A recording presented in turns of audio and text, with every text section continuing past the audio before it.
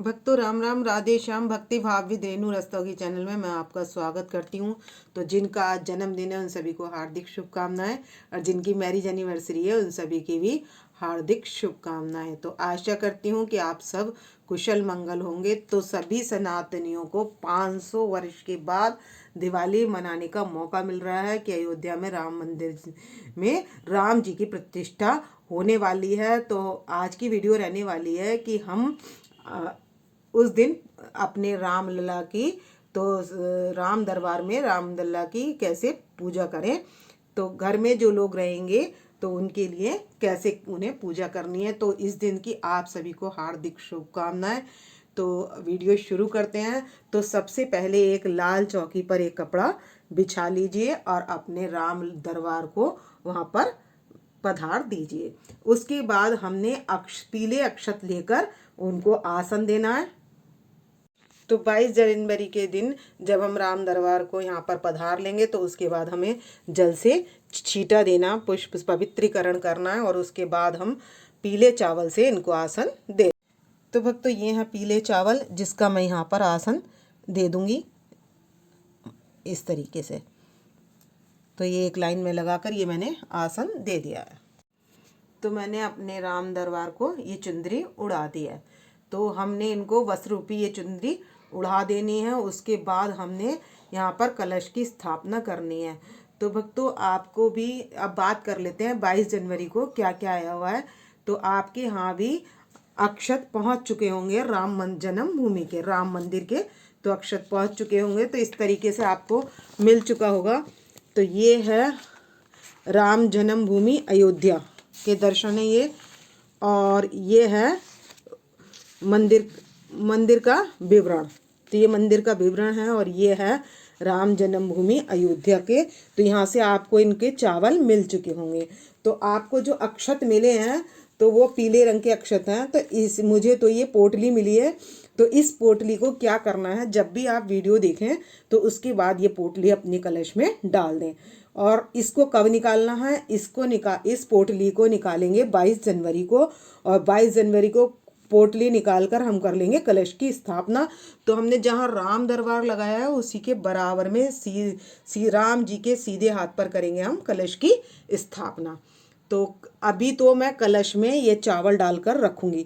और इन चावलों का क्या करना है, तो भक्तों ये 22 तारीख को ये कलश में से हम चावल निकाल लेंगे। और चावल निकालने के बाद ये हम जब हम पूजा करेंगे तो इनको वहाँ पर जहाँ हम जैसे राम जी की पूजा करेंगे तो उसके पास यहाँ पर इन अक्षत को इस तरीके से रख देंगे।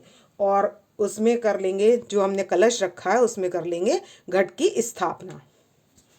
तो भक्तों ये जो कलश है ये अभी खाली है। तो इसमें हम क्या डालेंगे, इसमें डाल देंगे ये ऐसे ही पोटली डाल देंगे। और इसके ऊपर यदि आपके पास नारियल है तो ठीक है, नहीं तो आप जब भी मतलब एक आध दिन में नारियल मंगाकर इसके ऊपर रख दें। तो अभी तो क्या करें, 22 तारीख को तो इसमें हमने जल भरना है। तो गले तक जल ले लेंगे, गंगा जल मिला लेंगे, एक का सिक्का, लौंग, सुपारी, और लौंग का जोड़ा, सुपारी और नारियल इसके ऊपर रखना है हमने। तो ये हम ढक लेंगे अब भी और बाद में भी। और उसके ऊपर नारियल को हमने सतिया बनाकर पन्नी से मतलब अपनी चुंदरी से लपेट कर इस तरीके से रख देना है। तो उस दिन हम 5 पत्र अशोक के पत्ते लगा लेंगे उस पर रोली से टीका करके, और ये कलश विराजमान कर लेंगे। तो और अब हमने ऐसे ही रख देना है, तिलक लगाकर, रोली का तिलक लगाकर, प्लेट ढककर इस तरीके से हमने इसको रख देना है। क्योंकि सीता जी की उत्पत्ति भी घट से मानी जाती है और घट में ही सभी देवताओं का वास होता है। तो घट पूजन जरूरी है जब प्राण प्रतिष्ठा होती है। तो कलश की इसीलिए मंगलहारी ये कलश लेकर चलती हैं। तो ये कलश की स्थापना ऐसे करनी है, और आपको करनी है रामलला के सीधे हाथ पर कलश की स्थापना करनी है। और उसके बाद हमने पुष्पमाला लपेट देनी है। तो इसके बाद हम एक माला अपने राम जी को पहना लेंगे और लगाएंगे तिलक। तो अक्षत का आसन देकर हमने ये भी यहाँ पधार लेना है। और इसके आगे हमने क्या करना है, गणेश जी को और लक्ष्मी जी को पधार लेना है। क्योंकि दीपावली वाले दिन गणेश जी की और लक्ष्मी जी की पूजा होती है। तो हमने चावल का आसन देकर इनको पधार लेना है। अक्षत का आसन देकर हम गणेश जी को भी पधार लेंगे और लक्ष्मी माता के नीचे भी हमने अक्षत का आसन दिया है। तो हमने गणेश जी को और लक्ष्मी जी को पधार लिया है। तो गणेश जी का भी और लक्ष्मी जी का शुद्धिकरण कर लेंगे सभी का, और उसके बाद हम इनको सभी को कलावा अर्पित कर देंगे। वस्त्र रूपी हम कलावा अर्पित कर देंगे सभी के लिए।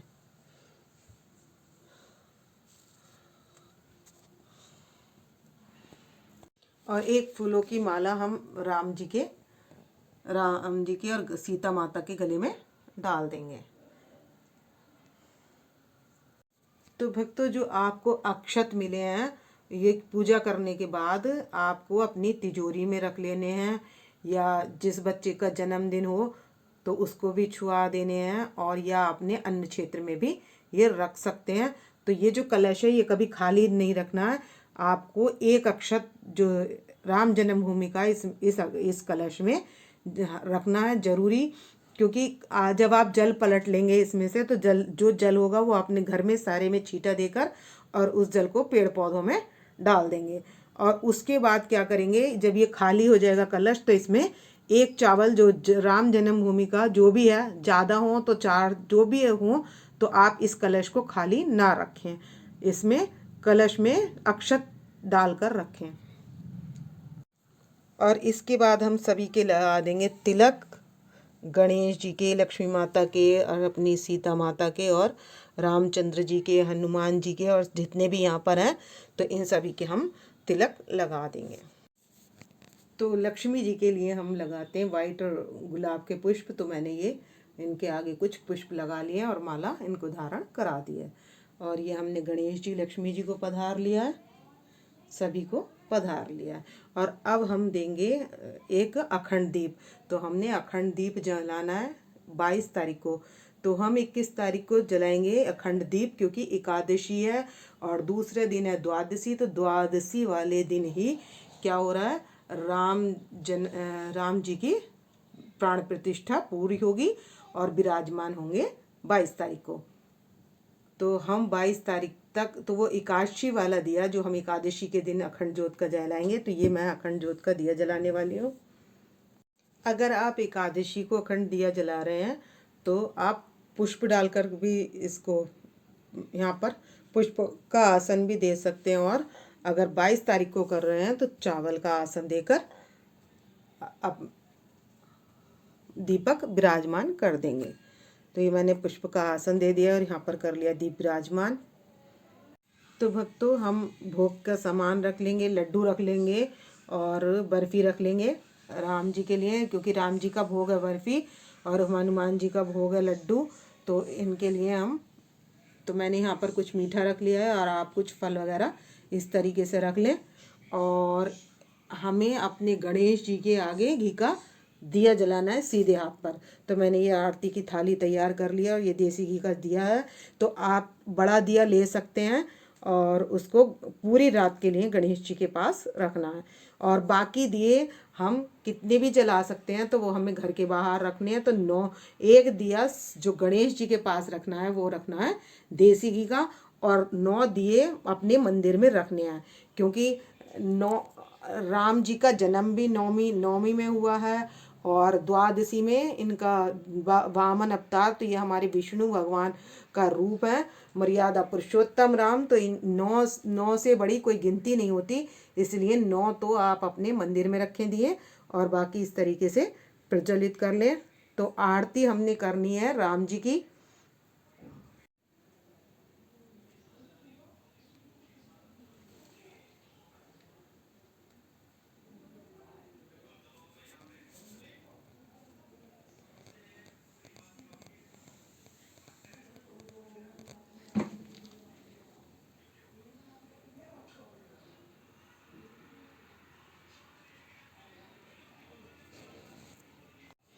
तो अब कर लेंगे आरती।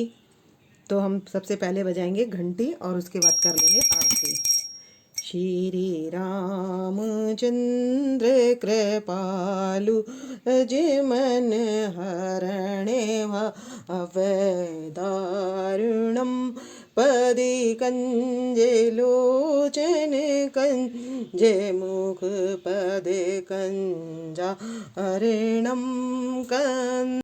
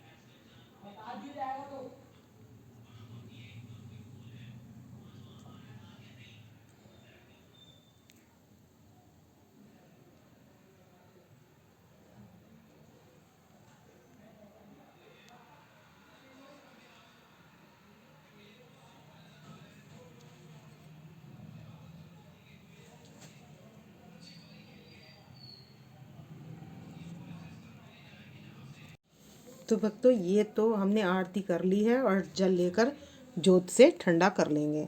और ये हमने तैयार किया है आरता। जब हमारे प्रभु राम जी मंदिर में प्राण प्रतिष्ठा होने के बाद जब पधार जाएंगे तो किया जाता है आरता। तो ये मैंने किया है आरती का थाल, 9 दीप तैयार करें इसमें, तो इससे किया जाएगा आरता। तो शंख का जल लेके हमने जोत कर दी है ठंडी।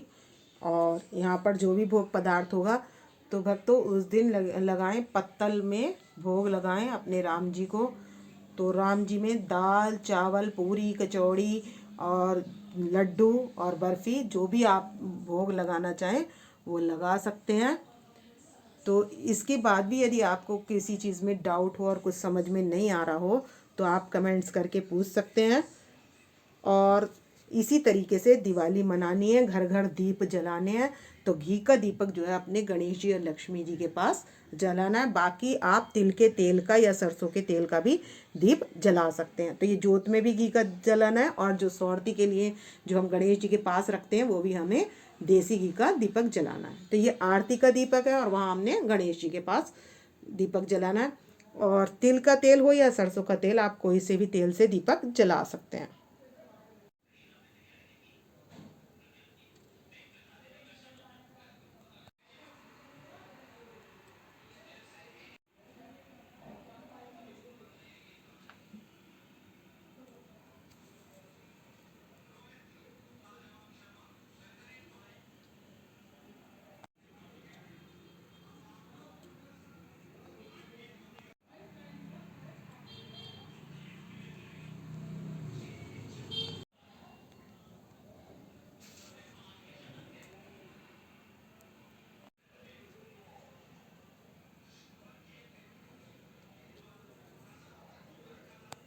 तो ये जो जोत है ये हम सारे घर में घुमा देंगे और सभी परिवारजन को दे देंगे।